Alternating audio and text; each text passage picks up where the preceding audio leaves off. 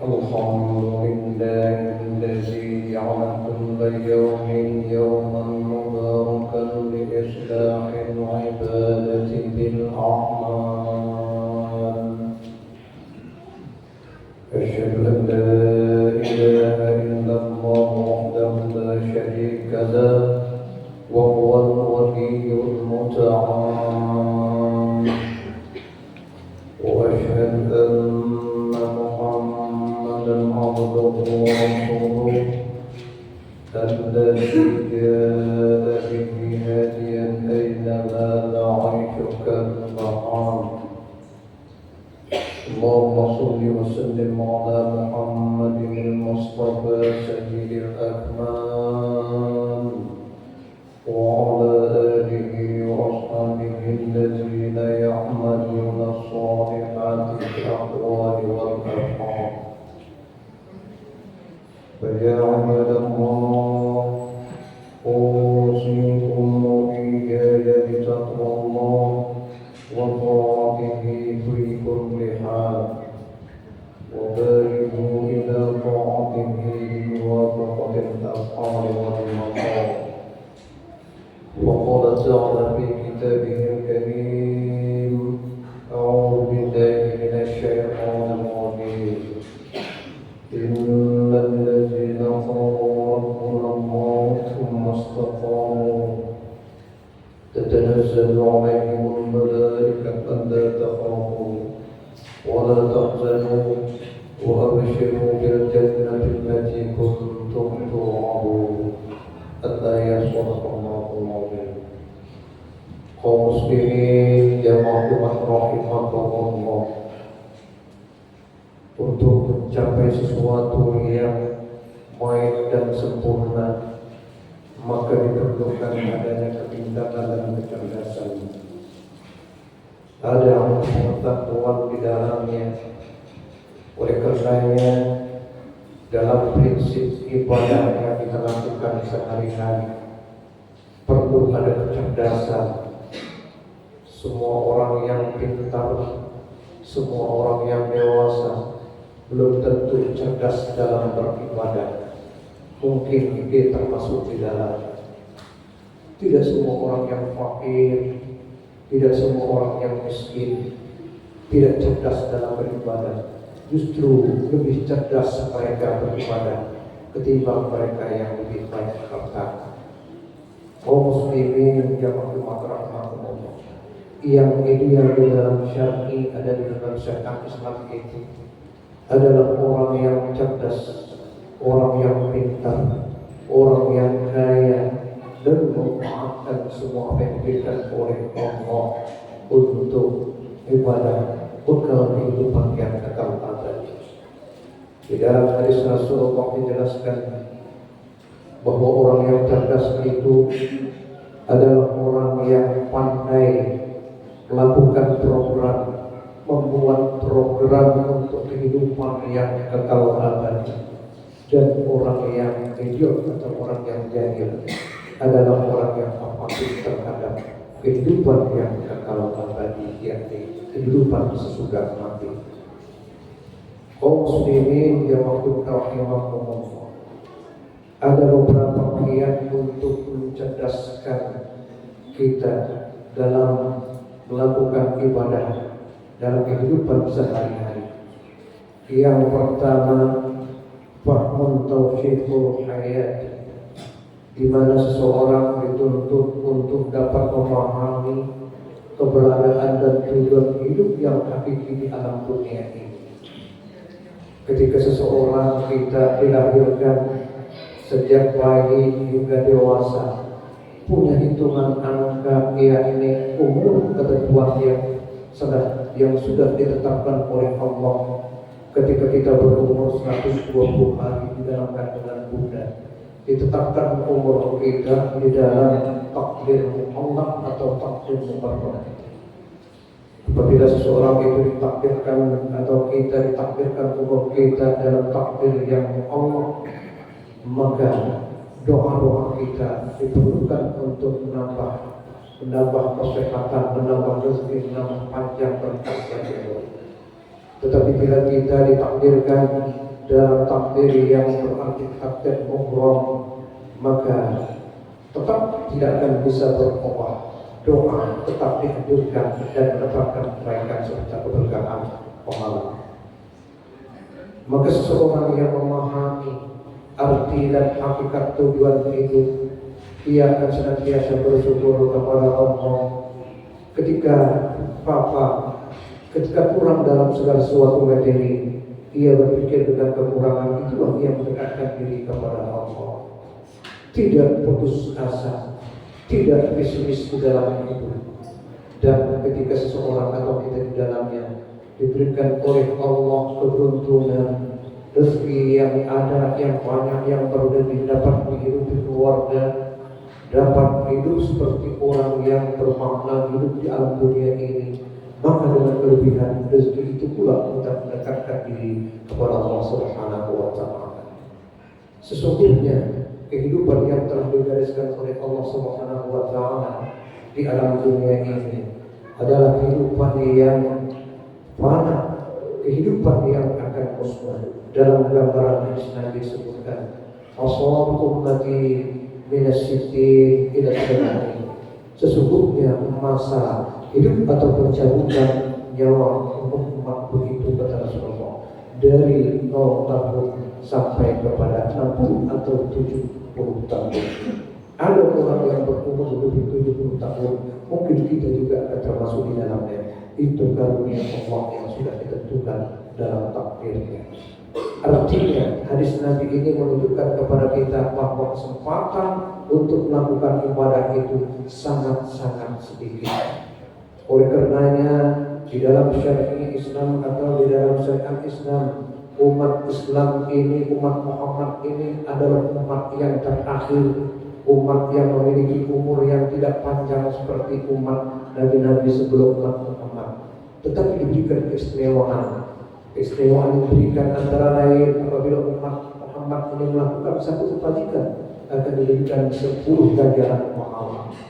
Oleh karenanya kesempatan untuk memahami tujuan dan arti hakikat hidup itu tidak lama. Maka kita kembali di dalam dasar surah Az-Zuriyat di dalam Al-Quran sebutkan, "Wa ma khalaqtul jinna wal insa illa liya'budun." Allah berfirman, tidak akan menjadikan umat manusia dan bangsa ini kecuali kejadian mereka itu, hidup mereka itu di alam dunia ini adalah bermakna pengabdian. Yang perlu dipahami oleh setiap umat Islam, pengabdian kepada Allah atau ibadah kepada Allah dalam artian yang luas, tidak kaku. Sekecil-kecilnya di dalam hadis Nabi disebutkan, tabassamuka ala akhika minallah, senyummu saja terhadap saudaramu yang lain itu sudah mendapatkan pahala Allah. Apatah lagi membaca kalimat-kalimat Allah yang sudah kita lakukan seperti di bulan Ramadan beberapa waktu yang silam. Kita baca Al-Quran, kita membuat kebaikan, sedekah, kita betul-betul berkata dengan baik, segala sesuatu yang tidak baik kita tinggalkan untuk menjaga keutuhan ibadah puasa Ramadan. Maka ini adalah satu kesempatan untuk memberikan pemahaman yang dalam pengertian ibadah, bukan ibadah yang kaku. Oleh karenanya di dalam syariat Islam itu segala sesuatu kebaikan, mencari nafkah, silaturahim, memberikan sesuatu yang baik adalah ibadah. Ibadah mahdoh dan ibadah ghairul mahdoh. Ibadah sholat, ibadah zakat, haji, puasa itu adalah ibadah mahdoh. Ghairul mahdoh lebih luas lapangan ibadah. Kita mencari nafkah, kita berniat bersilaturahim, kita bertutur kata dengan baik, menjaga kehormatan keluarga, menjaga kehormatan diri, termasuk semuanya ibadah, termasuk berpakaian dengan rapi, termasuk berpakaian dengan baik, termasuk sudah sesuatu yang baik-baik adalah termasuk ibadah. Kaum muslimin jamaah rahimahumullah. Yang keduanya, supaya seseorang atau kita cerdas dalam beribadah di tengah hidup ini harus melakukan tafakkul bil asasiyat, yakni berusaha memahami dasar-dasar tentang ibadah di dalam agama Islam ini. Dalam kewajiban sholat, kewajiban haji, ibadah Ramadan, dan seterusnya. Setidak-tidaknya kita dapat memahami dasar-dasar ibadah ini. Dan hal ini tentu membutuhkan adanya ta'allum atau ta'allumin, konsultasi atau belajar, membuka majlis taklim di mana kita berpikir, bermuzakarah, saling bertukar pikiran. Dalam suatu kegiatan ibadah yang menopang sempurna ibadah kita, umpamanya dalam melakukan kewajiban sholat itu wajib dan ada rukunnya. Dan syarat sah sholat itu seseorang harus berwudu, dan wudu itu ada ilmunya, ada pengetahuannya. Tidak sembarang hanya berwudu, membasuh muka, membasuh tangan, tetapi wudu itu perlu menghemat air. Ada etika tentang Allah Subhanahu wa Ta'ala. Dalam satu hadis Rasulullah menjelaskan, wahai umatku, berhematlah kamu terhadap sesuatu rezeki Allah, termasuk di dalamnya air, walaupun kamu tinggal di tempat banyak air, termasuk di dalam berwudu. Mungkin kita perlu koreksi sesuatu doa, harapan kita tidak terkabul atau tertunda karena sholat kita belum diangkat oleh Allah seluruhnya. Kenapa? Untuk kita tidak sempurna. Sempurna untuk kita, mungkin kita mubazir dalam berwudu. Itu juga seseorang berwudu, air yang dipakai lebih banyak daripada yang tidak terpakai. Sayudianya, air yang dipakai berwudu itu lebih banyak untuk berwudu daripada yang terbuang. Namun kenyataan di tempat kita tinggal, di masjid, di rumah pun, air yang terbuang itu lebih banyak daripada yang terpakai. Kaum muslimin jamaah rahimahumullah, wudunya sah, tapi di dalam itu ada hal-hal yang berbeda. Itulah yang menyebabkan kekurangan-kekurangan kita, doa-doa kita, ibadah kita lambat diangkat oleh Allah Subhanahu wa Ta'ala. Oleh karenanya, sekecil apapun pengetahuan tentang ibadah, perlu kita memperdalamnya, perlu kita menanyakan kepada orang ahlinya. Ketika seseorang bertanya di keluarga rumah kita, anak atau istri kita bertanya tentang kesempurnaan wudu, setidak-tidaknya kita dapat menerangkan wudu yang sempurna itu begini, begitu, dan seterusnya. Sholat yang sempurna itu berdiri, begini, begitu, dan seterusnya. Ini pengetahuan tentang ibadah perlu disempurnakan. Kadang-kadang orang lalai dalam hal ini, berprinsip berkata dan bertutur yang penting sholat diterima atau tidak itu urusan Allah. Bukan begitu kalimatnya. Itu adalah kalimat yang konyol, kalimat orang yang jahil, kalimat orang yang jahil murakkab, kalimat orang yang jahil apatis terhadap kesempurnaan ibadah. Oleh karenanya Al-Quran di dalam satu surah menjelaskan fas'alu ahlul dzikri in kuntum ta'lamun. Maka tanyalah kepada seseorang tentang sesuatu apapun jika sesuatu apapun itu kita tidak memahami, dan bertanya kepada sesuatu itu kepada orang yang memahami bidang-bidang ahlinya. Seseorang ahli mesin, seseorang ahli di bengkel, maka ketika kita ada alat yang rusak boleh bertanya kepada orang itu. Tetapi ketika kita sholat belum sempurna, maka kita dianjurkan kepada orang yang pandai, yang disebut dengan syekh atau guru atau syekh atau alim ulama, karena mereka yang memahami bidang-bidang ahli ibadah. Kaum muslimin jamaah rahimahumullah. Yang ketiganya, seperti yang seseorang atau kita cerdas dalam ibadah di tengah hidup ini adalah istiqomah fi amalina, teguh pendirian konsisten untuk terus melaksanakannya walau sedikit.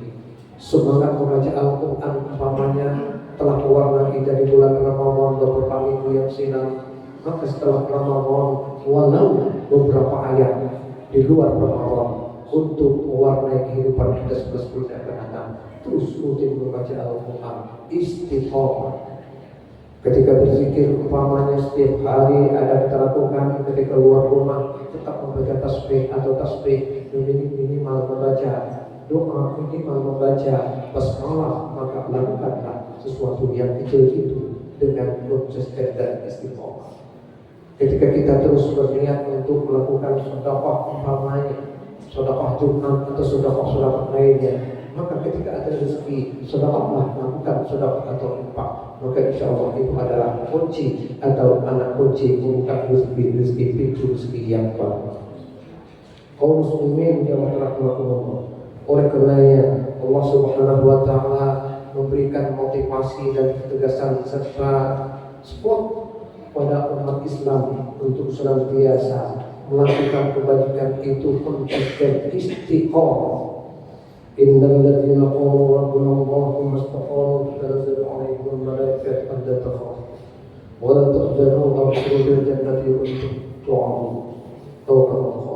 Sesungguhnya orang-orang yang konsisten atau istiqomah dalam melakukan kebajikan itu, maka Allah Subhanahu wa taala berfirman kepada malaikat, memerintahkan kepada malaikat agar turun dampingi orang itu kemana orang itu berjalan, memberikan kabar berita di dalam hati mereka yang istiqomah itu, bahwa dalam langkah hidup ini tidak perlu khawatir karena Allah adalah pelindungnya, dan kelak surga adalah janji Allah kepada kaum muslimin jamaah Allah.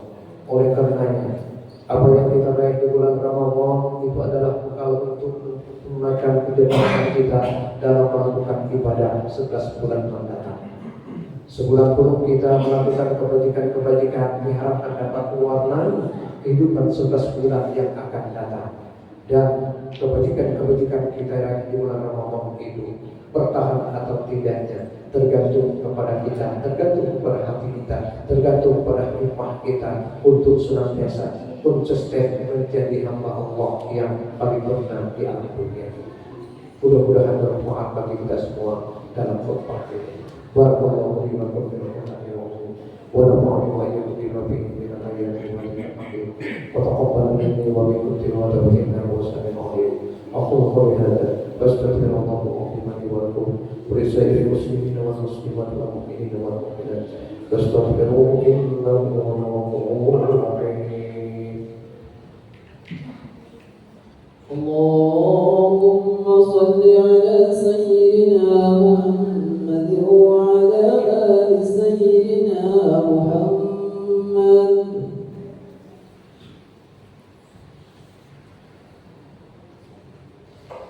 Alhamdulillahilladzi ja'ala imanana imanal mu'minin wa thabbita islamana islamal muslimin. Asyhadu an la ilaha illallah wahdahu la syarika lahu rahmatan lil alamin. فيا عباد الله اتقوا الله ما استطعتم وسارعوا الى مغفرة من العالمين.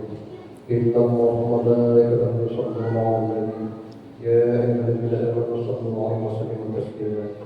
اللهم صل وسلم وبارك على محمد سيد المرسلين وعلى اله وصحبه وقرابته وازواجه وذريته اجمعين وعلى الخلفاء الراشدين الذين تبعهم رحمة الرحيم وعلى بقية الصحابة والتابعين وتابع التابعين ومن تبعهم بإحسان إلى يوم الدين وعلينا برحمتك يا أرحم الراحمين.